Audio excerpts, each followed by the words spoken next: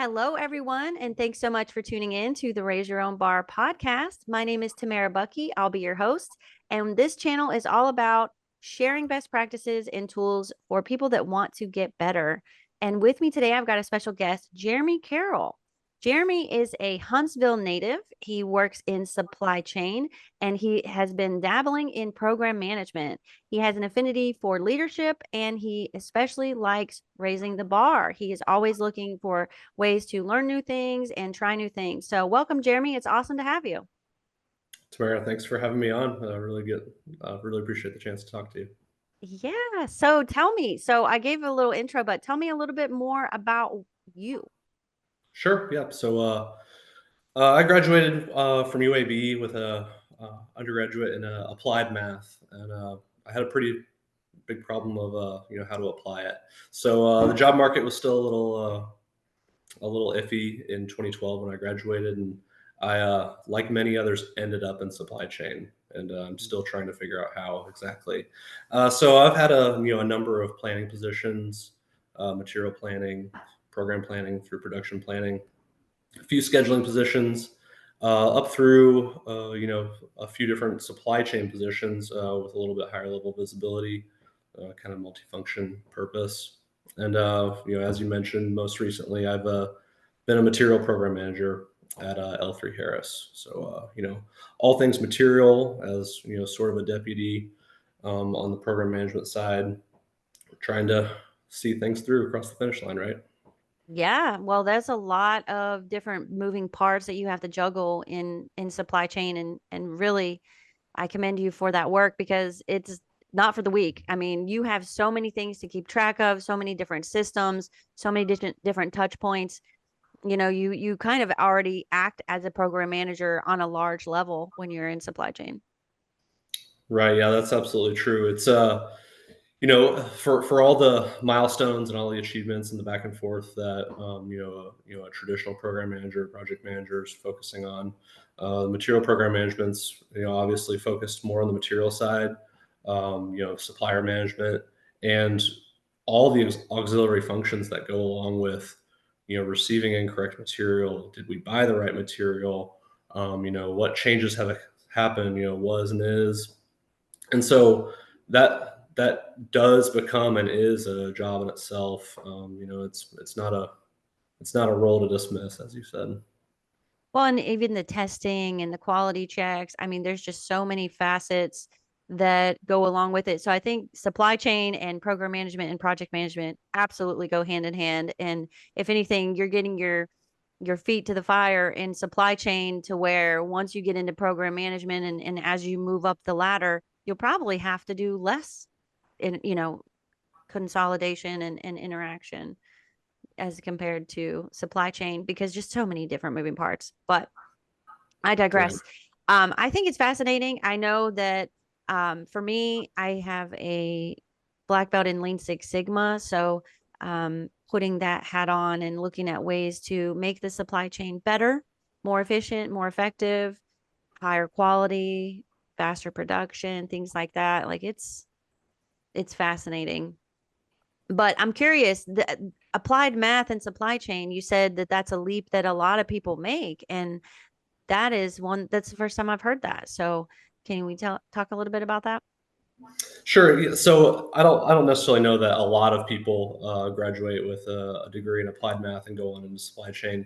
More what I meant was people end up in supply chain from various backgrounds, and I think a lot of it's opportunity. Supply chain still is a very vague and broad term.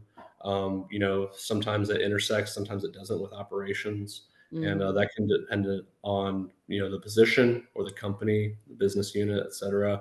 And so for me, I needed a job, and supply chain is hiring. To really boil it down to be simplistic, but what I think happens a lot is the opportunities in supply chain are increasing, have been increasing. I mean, that's without a doubt. And so people who don't necessarily target a career in supply chain see it as an opportunity that kind of springs up. whether they're a new grad like me 12 years ago, or maybe you're a little bit later in your career and you're going to transition into a position where you can use your expertise from one of those auxiliary functions, like we talked about, and actually apply that to a more direct impact on milestones and maybe production. Yeah.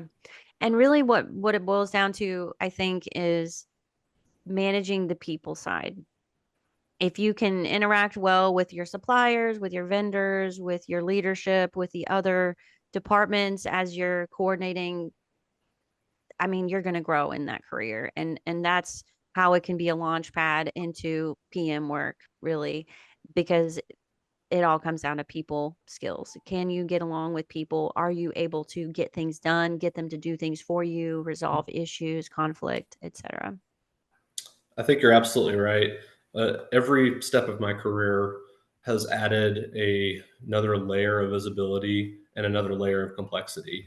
So just when I think I might be getting away from people, I'm actually further into the crowd. Uh, and that's absolutely been the case for me. And I have to believe that's the case, like you said, for a majority of the people. It gets to the point where the scenarios are starting to impact maybe an entire program or an entire production line. So you're getting into conversations with vendors about line down scenarios, or maybe a material delivery is affecting your period of performance on your program. And those conversations aren't easy. It's usually you and your leadership team and the vendor and their leadership team, and your ability to navigate and smooth those operations, Mm. is a direct reflection of your, ability to grow in program management. Yeah, well, and strategically, what you're doing is you're doing risk management. You're doing risk mitigation as well, because if you are identifying, like, let's say a defective material or a subpar, tensile strength or something, like all the different ways things can go wrong on the material side that affects the engineering side, that affects the operability side, and then that affects performance. And of course, schedule is huge because supplies sometimes, if that's not a good supply, then we're going to cut that supplier off. We're not going to order anything else from them until they can prove that the quality is what we need. And that might be a crucial part. And then what? You get in a situation where you're stuck, you have to find a new vendor, and that takes sometimes months. Absolutely. It's things that kind of separates the good from the bad, so to speak. In my positions currently and previously, I always try to take the top line goal or outcome and work down, convert conceptual ideas to technical transactions. If the program or the production line, whatever it may be, if schedule is paramount, we're working to harden that supply chain, reduce risk, as you mentioned, and go through those motions. Maybe that's not the case. Maybe efficiency really is the factor here. So we're talking about minimum order quantities and strengthening that broader supply chain to make sure that everyone is lockstep, singing from the same sheet of music, so that we can reach that overall goal. And that coordination, really can make or break, whether the outcomes are desirable or not. Yeah. I'm curious, have you seen anything with specifically like issues with China, things being imported from China? The reason I ask is my boyfriend is an engineer, and he has said that there have been some quality issues popping up in industry where they're getting subpar materials that are, in some cases, the material is like the metal is thinner, or maybe it's like some kind of a combination metal, some kind of alloy, or even parts that are, they have like extra things in them. So he specifically mentioned like computer components where there might be some additional things in there that could potentially even be spy technology. Who knows? But just, have you had any experiences with that? I haven't necessarily ever had an experience with something related to spy technology, but it always is the case that, a good supply chain needs to understand the do's, the don'ts, and the maybes on, how you can source, and, what regulations you need to follow. So, I was previously in the industry that used a lot of fabric in manufacturing, and this is all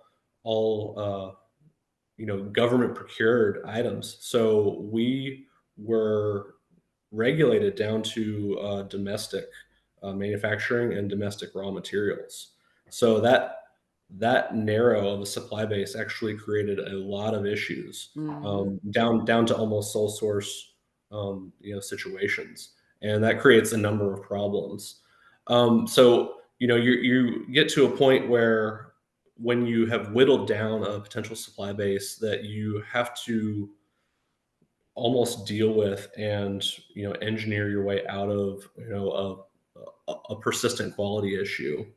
In electronics, I know that there's a lot of testing, whether it's non-destructive or destructive testing, that goes into play to verify authenticity, and whether something is genuine or not. You've got manufacturers and authorized distributors. But as we mentioned earlier in the program, when schedule comes into play, it's kind of, all things considered, right? And so, in my experience with electronics, you can go to someone called a broker, and they may have bought surplus items from a distributor or manufacturer that's shuttered, and you need to take it upon yourself to make sure that you're testing these materials to the spec or the quality requirements that you and your customers are going to require. Yeah, that makes sense.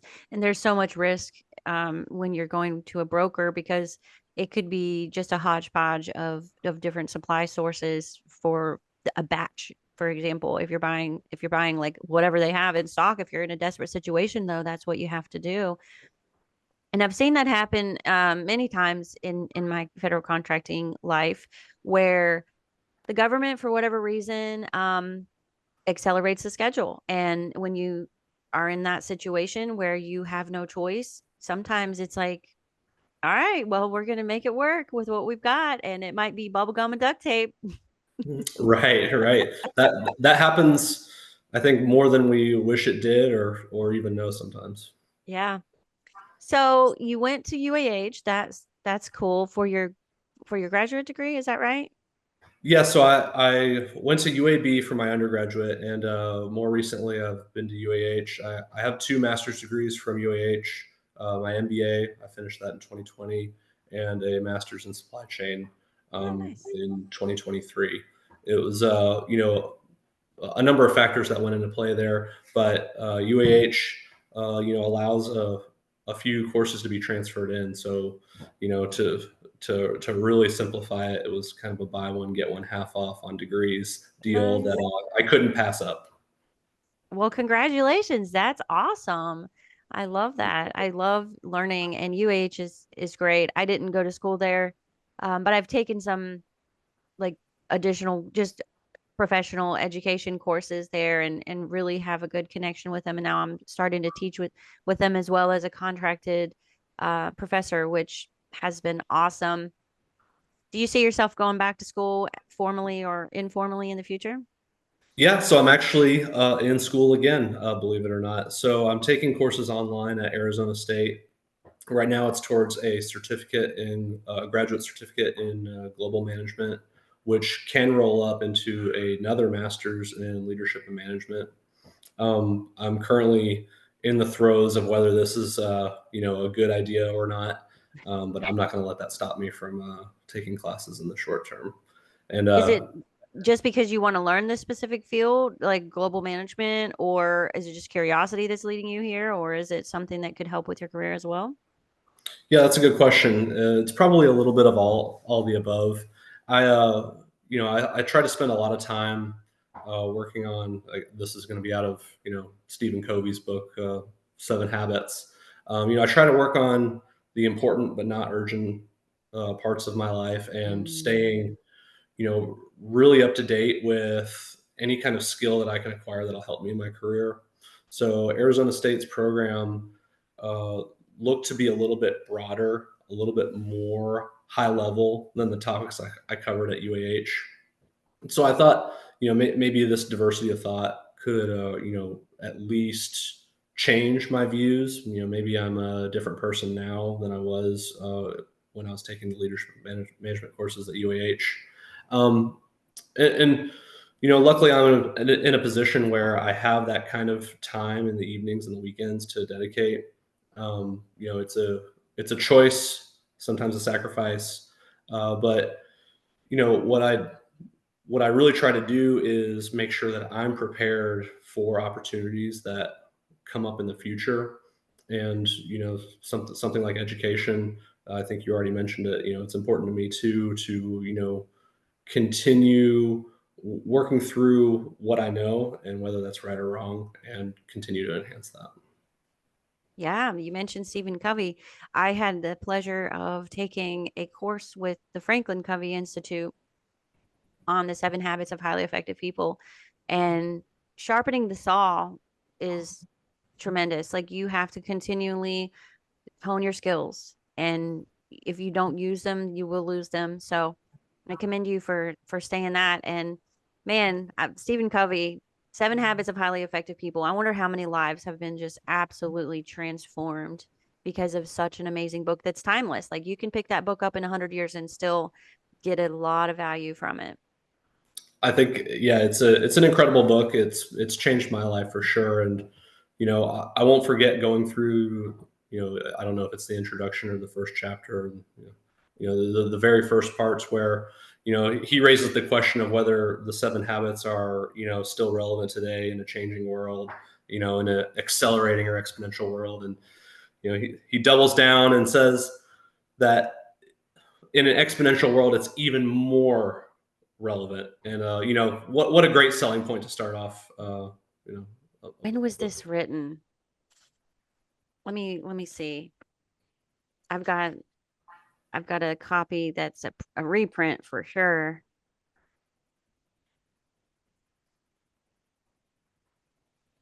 All right, let's see. Copyright 1989. First written, I don't think 1989 was when it was first written. I was thinking it was in the 70s. But this one isn't from 1989. And I do think the lesson now, maybe the way that things are said, because language is constantly evolving and we use different phrasing, even if you look at a book from the 90s, you might see some different meanings and phrases, but the message will be resonating with people in the future. If an alien picked up this book, if we got invaded by aliens and they picked up this book, they could be great fake people. They could take away something for sure. They definitely could. I mean, I can't speak highly enough of that book. And I always recommend if anybody wants to start on their leadership journey, that is a good place to start. And have you had the chance to read the book by his son, The Speed of Trust? I haven't. It's on the list. One of many. I have not read that one yet. So I think you calling that out, I need to advance it a few spots, right? I have 2 copies. If you need a copy, I can give you one. I try to keep extra copies of books that I like to pass out because it's such a good book. It really taught me a lot, and uh he definitely is a chip off the old block. I mean, just brilliant man, very articulate, and this book is definitely something that will open your eyes to as a manager, as someone who has to have relationships with a variety of different people and deal with stakeholders. It's definitely good. So, you also might consider an audiobook. I know some people don't like them, but just put it on in the car sometime. Sure. Yeah, I listen to audiobooks whenever I walk, and then I try to read physical books when I can at home, just because I really enjoy the tactile feel. Me too. I've read stuff on my phone, of course, and on the computer. And I will download books from like Google on my phone sometimes, like if I'm traveling. But there's nothing like a book, a fresh, like you open this thing is worn, you can feel it, like you feel the Right. wisdom in this. in this book when you're touching it. It's got its own story outside of the content. And this one from 1989, I got this at the thrift store. How many people have read this? Right. Yeah. But I'm a nerd like that. I love to read. It's something that to me, I think probably saved my life in a way and also keeps me just keeps me in the world, like it's been an escape for me emotionally. When I was a kid, I was dealing with a lot of just drama and turmoil and things as a child and things that are out of my control with the adults in my world. And so reading was my escape. I would go in my room and I would read, and it was a way for me to pretend that my life was different, and it allowed me to get a peek into other worlds. And so it made me realize like I don't have to live this way. I can build my own life however I want. And then of course when I went to kindergarten, the whole reading rainbow, knowledge is power. I mean, I ran with that. I picked that up and I ran with that. I think that's wonderful. I didn't do enough reading when I was little, and I think I'm still trying to get back at myself for that by overcompensating now. But reading is it's great. As you said, it's something you can always go away and do. You can disappear into it, and it's a great relief. And then no need to mention how much you can grow and learn from it. Yeah, even when you're reading for fluff, I read a lot of nonfiction these days, but I still do allow myself to read fluff here and there. I'll pick up a novel, I'll pick up some sci-fi. And even with those stories, you're learning something because every story has a consistent theme, right? It's normally like a hero's journey or a cautionary tale, and there's lessons. There are lessons in that. And I'm even pop culture, I'm not big on movies, but I appreciate them. And we do pick up lessons even from that, lessons about how to relate to people or how not to relate to people, business, even technical skills. Like I look at stuff, and it's weird because I never really was into watching TV. My boyfriend, however, he grew up like he loves watching TV. He's not so much on the reading side. We're kind of opposite that way. But he convinced me to watch this show Stargate because I was always like making certain comments, and he's like, "Oh, you need to watch Stargate," which is a sci-fi show from the 90s that started out as a movie and then it went on to do 10 seasons plus some other spinoffs. So I sat down and I watched it and I fell in love with it. And I thought it was so interesting and just so cool. And I learned so much. And I was constantly Googling things while I was watching the show. And this is what we did over COVID because we had extra time. So the reason I bring that up is because I cannot imagine had I watched that in the 90s, what my life might look like, because I don't believe I would have gone into accounting. I believe I would have gone into like space and telemetry and things because of the show. Like that's how influential pop culture can be on us, whether it's, something you read or something you watch. It could literally change your life and spark your education journey and your business. Yeah, you're definitely right. I think people derive their influences from a number of sources, and you mentioning Stargate, reminds me of some of the first times I was exposed to Star Trek, and I was extremely little and thought it was just kind of a an okay show. Revisiting it as a young adult, like you said, there are tremendous messages, cultural messaging and lessons that you can pick up out of it. It's not necessarily a sci-fi show. It's a show you can do with it what you want, and people who pick up those deeper meanings and really find out who they are from those from whatever the messaging is. I really commend those individuals because they you know really are in tune with what's going on around them, and then what kind of drives them. They're not necessarily wandering, so to speak. Yeah. And you can learn basically what you like and don't like and what kind of person you want to be. I mean, even when we talk about leadership, we get to create our own leadership style. from our experiences, from our likes and dislikes of past leaders that we've worked with, right? Like every single person we encounter and everything we read, every show we watch that has a human being, we can learn from them. And it's either going to be, I like what they're doing and I want to emulate that, or I hate what they're doing. I will never subject myself to it. Right. I think I think people inherently know that, but it's not spoken enough. It's not discussed enough. I was sitting through a discussion with Andrew Jennings as part of a Leadership Greater Huntsville group, and we were discussing what kind of traits we all enjoyed in our favorite manager. And we were going to write down on post-it notes, five of our favorite traits. And so a group of 30 of us, or however many, all have a certain number of traits that we've listed out. And you put up 3 sections for us to post the post-it notes to. One was, I think, titled IQ, just simply, how intelligent you might be, the manager might be as a person. Can they do math in their head? How talented of an engineer are they, et cetera. Hmm. The next category was accomplishments. So maybe formal accomplishments or informal, like degrees, title, explicit things that you might regard your manager. And the last one was EQ, emotional intelligence. Are they caring? Are they empathetic?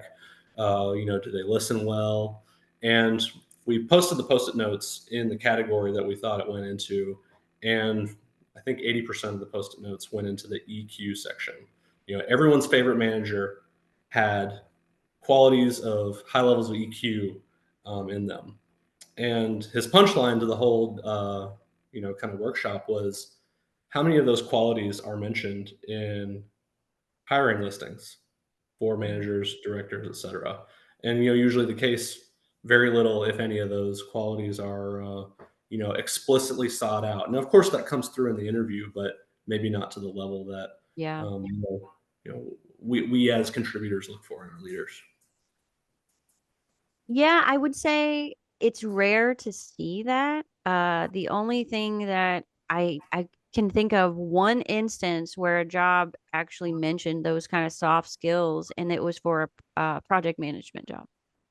It was a managerial project management job. That's the only one, and I think that's sad. That's definitely something that we need to do better as we continue to grow in our careers and have influence on our environments and the companies that we work with, because it's the soft skills that matter more. And I love that it came out to around 80%. I love that because I always like pull that number out of the air anyway. I say that it's, EQ matters more than technical skills, probably by 80%.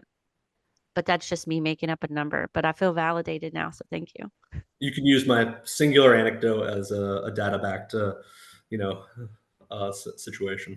I love it. No, it's a really good exercise to sit down and write what are the traits that you do appreciate about a leader, because then you can ask yourself, am I emulating those? Yeah, I think that's huge, and I don't think that can be said enough. So my first experience as as a frontline leader, having direct reports, I kind of conducted that to a really small scale on my own.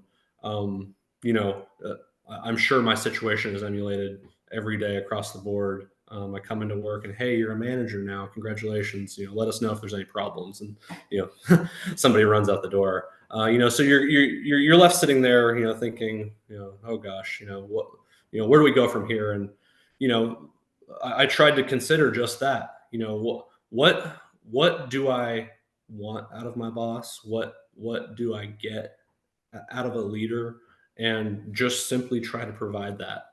And cognizantly, be aware of your strengths and weaknesses. If you know you're not a good communicator, as a leader, you're going to have to get kind of past that and work through it. You can't always accept it. And, I've been fortunate to be put in a few different positions, where I have been able to be a leader at work, and I really try to maybe hone in on that one principle of, what do I desire as a contributor, and make sure that I'm, acting as that vessel, to those who are relying on me. Yeah, and communication is what it's all about. I mean, if you can communicate, you're halfway there. It's crazy that people get it in their heads that they're not good communicators and then they just leave it at that. Well, I'm just not a good communicator. I don't do well speaking in front of a group, and then they'll just stop. Well, I always like to say, for now, I'm not a good communicator for now. And then, whatever that is, whatever limitation it is that that you put on yourself, add for now or add yet, and then work on it. Because it's not, we are constantly evolving and changing. If we don't change and evolve, we die. So the notion that we would just be stuck not being good at something is crazy. But a lot of people, they get this in their head that well, this is just how I am, and I'm not good at this thing. So I'll just never try to be good at this thing. Yeah, I think that, part of that comes from maybe a fear of the unknown, or the someone not wanting to kind of confront an uncomfortable scenario. I can think of a lot of examples, including, communication, fear. Um, I know a lot of people don't want to manage other people, especially when it comes time to manage someone who might be further along in their career as a manager. That can be an uncomfortable situation. Speaking, in front of groups, whether they're internal or external. If you're negotiating with a vendor on a late part, as we already discussed, that can be daunting. And I think that the future can be so ill-defined for individuals who are doubting maybe themselves or what that looks like, that it's kind of easy to use that as a stopping point. Well, since I'm not a good communicator, I'm not fit for that role, and I don't really want to see that through. And I think I think a lot of it comes down to those who separate themselves from others and say, I'm willing to be uncomfortable to kind of experience that growth. Yeah, be willing to be uncomfortable. That is so powerful because how do you ever learn anything is by stepping outside of your comfort zone a little bit, right? Maybe I'm addicted to getting out of my comfort zone. I'm a little bit of an adrenaline junkie. I chase novelty. I have ADHD, so that bleeds over into the choices that I make and the choices I have made. And I think I get addicted to wanting to try new things, and I'm a little bit of an overachiever. Well, a bit of an overachiever. Like I constantly feel like I have to prove myself to myself. I'm not even necessarily proving myself for anybody else. It's for me. But I'm rambling, but basically you get into this situation where you get addicted to it. It's like once you realize like, oh, look how powerful I am. I did something I've never done before and I survived or maybe even thrived. And maybe it spurred like a whole new part of your life. Like how many times have these stepping outside of your comfort zones, these situations resulted in a complete 180 on people's careers or whatever their story is. So get uncomfortable and be okay with it. I think that's a huge message. I couldn't agree more. Well, I as much as I say that, I mean, there are things I'm afraid of, don't get me wrong. I have a guitar, for example. I said I was going to learn how to play guitar. I haven't learned it because it's so hard and my fingers don't want to do those motions and I make excuses and it's very uncomfortable. And so I need to practice what I preach to and pick up that guitar and just do some stuff, try because it will get easier the more I try it. Yeah, I think that everyone has their goals, whether they're personal, like playing the guitar, professional, getting a new position, or maybe pivoting careers, and you know addressing them. Sometimes showing up is half the battle. I know for me, going to school at nights for my master's degree, um, I dreaded either going in person or sitting down and listening to that lecture, writing that paper. I hated it, but over time I started to reflect on my situation, not only the results that I was seeing professionally from the ideas and the perspectives I was getting, but also you know uh, you know position movements, and my ability to navigate companies. um, what I really started to notice though is that really never did I end a session, either at school or on my computer, where I was unhappy. So I was dreading all day writing a paper. But by the end of the paper that evening, I was either at equilibrium or even positive. And, kind of like what you said, I don't know that I'm chasing it every day, but it's kind of akin to working out for some people. I feel worse if it's not a part of my life, and whether it's being uncomfortable, learning a new flavor to a topic I may be accustomed to, whatever it is, it's empowering and kind of keeps the car moving. Yeah. It's interesting you mentioned dread. Why is it that we dread the things that we one time wanted? Like, it's so common for me to dread going to class as well if I'm in something where I'm actually having to go to school. Like, I'm in a program right now that I'm learning coaching, and it's a 16-week course, and I'm like probably three-quarters of the way through it now. And there's a part of me that dreads the class. Even though I love the class, I signed up for the class. I want to be there. I love learning the material. But what is it that it's almost like once it's on my calendar and it's scheduled, now I dread it. Doesn't matter what it You're is. looking for the reason to cancel.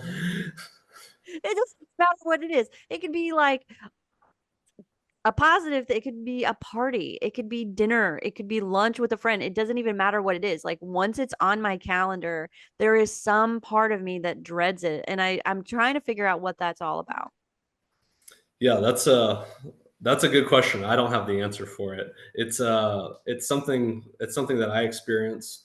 I'm sure that everybody who fills up their calendars and tries to overachieve, you know, it must be universal, because I know that I feel it almost consistently when I try to do those types of things. And I don't know whether it's comfort related, and us resisting the discomfort at first, or our complacency with what we are doing, not what we were thinking when we booked it a month prior. It's something I've grappled with as well. I have the same questions. It's funny because my boyfriend, he jokes, he's like, you hate living by a calendar, but you have so many things on your calendar. I'm like, I know, because I have no choice. Like, I'm running a business, I have a lot of different things going on, and I have no choice, but I would prefer to just live my life spontaneously. And it's like, the more I look at my calendar, if I have too many things and not enough open spots, like, it makes me kind of disheartened. Like, I don't even want to log in and do anything. I don't know. It kind of puts a weight on me. There's something about the freedom to just do whatever comes to mind. And we don't get a lot of time to do that. So I try to build in pockets throughout my week and day as well, if I can every day, to just have time to just, I have an hour scheduled to be spontaneous. That doesn't sound very spontaneous, but sometimes, you have to, because that 1 hour where I can do whatever I want. And maybe I want to take a nap. Maybe I just Right. need to rest. But whatever comes to mind, I will do it in that hour. You mentioned freedom. You made a post on LinkedIn just the other day about kind of contrasting working for a company versus working for yourself. And you mentioned freedom as one of those subtopics, or one of those compelling factors. And I'm quoting you, and I don't know if you quoted somebody else, but you mentioned true freedom is the having the ability to the freedom to fail. And there's a lot to that. And maybe we are answering your question about why why we don't want to be tied down to a calendar or a job. Mhm. More relevant to your post. It's something I don't have my head wrapped around. Trying to keep an open calendar or keep a full calendar, somewhere in between. They're not congruent how you book a calendar versus how you fulfill your obligations. And Yeah. maybe it's a timing issue. Where past you is unhappy with, or present you is unhappy with past you about your lack of freedom in the moment. You are so right about that. And even just something as silly as like, I say this jokingly, but I'm serious when I say, if you're like, hey, Tam, let's get lunch next week. Let's get Korean food. Oh yeah, that sounds great. Today, that sounds great. Today, am I going to want Korean food next week? I don't know. The future is uncertain. Maybe I want Mexican that day, and then I'm going to feel pigeonholed into getting Korean food when I didn't want. So it's easier for me to decline than commit. Maintain your freedom that way. Yeah. Yeah. There's definitely I got to do some more digging, but I find that the more you dig into your own psyche, the more you unlock about who you are and your behaviors, the more empowered you are to change and to really just embrace yourself and humanity as a whole, because everybody has this capability. I get so much value out of it and I get a little bit addicted to it. And I think it's just because if I unlock something about myself and it's like a light bulb moment for me, I want to keep digging until I find another one because it has such a powerful impact on me. But the addiction comes into play like any addiction. You're getting a chemical hit. You're getting dopamine or serotonin released or oxytocin or epinephrine. And so when you're getting that chemical cocktail released from unlocking something about yourself, it makes you want to do it again. Just like that's how we get addicted to any number of things, video games, drugs, etc. Yeah, I think that you know that probably describes why we are overachieving and why we're on that chase. Yep. So we both need help, right? Yeah, but there's worse things to be addicted to, right? Like anytime somebody, like, oh, you work too much, you're a workaholic. Well, I could be a crackhead. So Yeah, it's a great position to be in, where we're talking about positive problems, or whatever you want to call it. Um, you know, I think it's a good conversation all the same, because I think as your company's named, raising your own bar, it's it's not about staying where you're at. You're trying to really identify that next level, whatever that next level is. If you're at rock bottom, well, you're opening up the next level. If you're already achieving what some may be considering above average, that's okay, but you're not trying to compare yourself to someone else who's not going to have the same story, the same background, or the same trajectory. What you should really be focusing on is who you are and where you're trying to go, and keep it about you, as you said, knowing yourself. absolutely. And raising the bar for yourself, it's different in different scenarios. Maybe you get to a point where you're like, okay, I've got plenty of education. I'm in a great position with my job. I'm going to stay where I'm at for a while and I'm going to feel good there. Okay, great. Now pivot. Maybe you want to raise your own bar in your relationships. Maybe you want to raise your own bar with your health or, I constantly stay busy because an object in motion stays in motion, right? And so I'm always in motion. And so maybe I'll do a project where I'm going to focus on fixing all of the little things around my house that need it. My to-do list that, you have in the back of your head of all the goofy things like paint the bathroom and, you know, restain the cabinets, whatever it is for you. Um, put in a new raised bed. I have a list when I have free time. I'll just pick away at that list. So you're raising the bar in some capacity in your life constantly. That's how I strive to do anyway. Yeah, I think that's the most productive mindset that I've been introduced to, and certainly something that I've been adopting, still adopting. I'm not there. I'm not actualized to that level yet, but currently working on it. Well, we're all works in progress. So as long as you're making progress, then that's all that matters. And that's one thing I tell clients that come, like coaching clients that get, they feel like, well, I can't do all of these things, so I'm not going to do any of them. And I've felt that way too. Start where you are with what you have. If you've only got 30 minutes to dedicate to whatever that is, whether it be education, reading, cleaning out the garage. I mean, 30 minutes can make a huge dent over time. You do 30 minutes even 3 days a week, that adds up so much.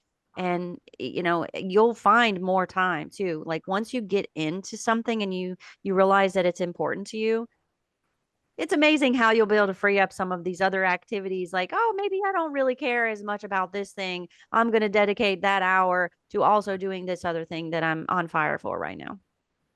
Yeah, you're absolutely right. Well, when things are important to you, you're all of a sudden not busy. You're never truly busy. It's just what's important versus not important. Yes, prioritization, absolutely. That's why it's important to know what your priorities are. And I have a scorecard that I made for myself years ago. I got some ideas off of, I think probably a video I watched or something I read, and I just kind of put it together. Because if you don't know what your priorities are, then how do you know when you're working towards them? If you don't align like the goals and the things you're working on with your priorities, you might be doing all these things and staying busy and maybe even crushing it in certain areas. But if it's not hitting your priorities, what impact does it really have other than just taking up your time? And time is the most valuable resource at this point, right? Big data's gone, big oil's gone. It's big attention. We live in an attention commodity world. Yeah, definitely. I think that goes, that's along with what I was speaking to earlier, trying to focus on, for me, important but not urgent things, making sure I'm, filling my cup and setting myself up for success and, you know, reducing distractions. And there's a lot of attention grabbers out there. I mean, an endless amount of content on streaming services. I compulsively pick up my phone, can't stop looking at it. I'm trying to reduce that, and focus on what matters. It really helps to get it out of your sight. I've been doing that probably for the last going on a year maybe. That's been my routine where I'll put it on silent, I'll stick it in a drawer and I'll designate, okay, I'm going to work on, whatever the thing is for the next hour. And then once I'm done with that block, I'll pull it out, check my phone, check my email, do whatever I need to do, put it back in the drawer. Because I'm at the point where I can't even have it in my line of sight. Even if it's upside down on silent, the fact that it's in my line of sight, there's something about me that's just compelled to pick it up and look at it for a notification. And I think it's for the same reason, again, going back to, it's all about the chemicals. So you're getting a dopamine hit when you see a notification, whether it's a positive notification or a negative notification, it doesn't matter. It could be somebody on Facebook telling you you're ugly. It still gives you some kind of a, dopamine hit in your brain to get that notification. And so we're like conditioned to constantly pick that phone up. Yeah, that's been my experience, and I live that through my emails as well when I'm at work. It's am I living in that inbox, waiting on that next message, or am I really engaged, focused on my contribution? And so I try to set rules in my email so that I can kind of come and go as I please, and reduce that attention grab. Yeah, that's great. That's smart. You got to have rules. It helps keep your stuff organized too. And personal rules where you might only check it periodically or only respond to emails and blocks. That helps keep me able to do the deep work, because having your own business, or even just working for somebody else, you have a variety of things you need to work on. Some are more tertiary or less taxing mentally, and then others are like, I need it to be quiet, no interruptions, because I need to really be able to concentrate to do some of this analytical work, or even like research, or even hands-on like experimentation. And that email notification pops up and you're compelled, and we're all Pavlov's dog, right? The bell rings, we go and look, we got, oh, what is it? Yeah, I imagine it whenever I open up the email. I imagine that I've been, tediously filling up a bucket with water, and the minute I open that email, I just pull the bottom of the bucket. The water goes everywhere. That work is gone. That level of detail that you have kind of prepared and at the front of your head, the front of your mind. It just vanishes, and you focus on the email for 30 seconds or a minute, and the half hour that you spent kind of preparing yourself, in that deep work, like you said, it's not recoverable. Now you have to regenerate it, and it's inefficient. Yeah, and I think it takes away, what, about 20 minutes per incident. I believe that's the average I read. So even if you spend 30 seconds glancing at an email, realize I don't need to respond to this right now, and you go back to what you're doing, it takes you a good 20 minutes to get back to the level of concentration. So you do that throughout the entire day, and you're never really getting to the level of concentration and focus that you could. But that's why we just have to be mindful, right? And knowing is half the battle, being mindful, and just every time you catch yourself doing a behavior that you don't want to do, take note, make a change. We have the ability to change our own lives. It starts with being mindful.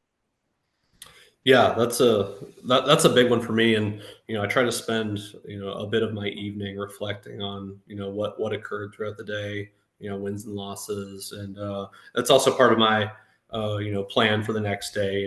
What must I accomplish, what do I want to accomplish, etc. And I think through that reflection, you know, you're learning yourself, learning your tendencies, at least observing them, and I think it's in that moment that to best prepare yourself going forward, you kind of not only take note, but start prescribing those changes. Like you said, I got caught on my phone in a meeting. Well, did that feel good? No. Do I want to tuck it away, like you mentioned, or what am I going to do to kind of dismiss that behavior? Yeah. Well, Jeremy, this has been great. I really appreciate you sharing so much about yourself. It's been an awesome experience just getting to know you more and finding out how much we have in common, which is a lot. So this has been really great. Is there anything else you want to share as advice for anyone that's wanting to raise their bar in supply chain or leadership, or anything else that we've talked about? Well, I think our discussion today has been wonderful, and I think that we've both opened up some really big messages. Get comfortable being uncomfortable is a huge one, and you know trying to show up. After you identify that path. Really, once you get there and kind of sign in, I think that you've already gotten over half the problem. You'll probably feel better after the fact, and that's advice for you and I on our next calendar as well. No, I really appreciate you taking time out of your day to speak with me and getting to know you. Well, thank you so much. This has been awesome. And one day we'll meet up in person. I would love to. Yeah, I look forward to it. Appreciate you, Tamara. Is there anything you want to plug, or anything where anybody would like to connect with you if they would like to hear more? I'm not sure if you have any social media you want to plug. Yeah, I'm on LinkedIn. I'm available. You can search for Jeremy Carroll, and I'm sure you'll find me. No, I appreciate your time, your program, and I appreciate Raise Your Own Bar for helping people like me and everybody else. Well, and I appreciate you, Jeremy, and I appreciate all of you listeners. Until next time, have a great day.